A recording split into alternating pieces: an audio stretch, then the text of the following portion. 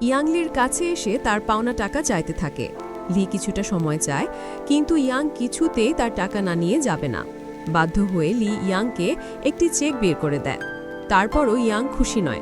সে তার লোকদের আদেশ করে লিকে মারার জন্য। হঠাৎ তখনই লির ঘড়িতে অ্যালার্ম বেজে ওঠে। দেখা যায় আর মাত্র ৪৯ সেকেন্ড বাকি আছে।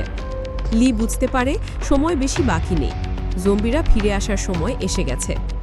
তখনই দেখা যায় পিছন থেকে এক লোক অস্বাভাবিক ভঙ্গিতে হেঁটে আসছে। লি বুঝতে পারে ওই লোকটা জম্বি ছাড়া আর কেউ নয়। তাই সে তার জিএফকে নিয়ে সেখান থেকে দৌড়ে চলে যায়।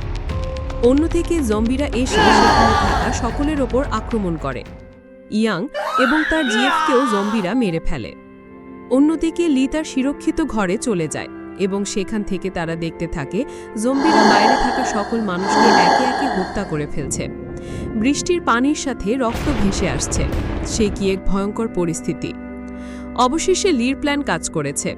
সে যা ভেবেছে তাই হয়েছে। এখন কেউ আর তার কাছে টাকা চাইতে পারবে না এবং সে তার প্রতিশোধ সম্পূর্ণ করল।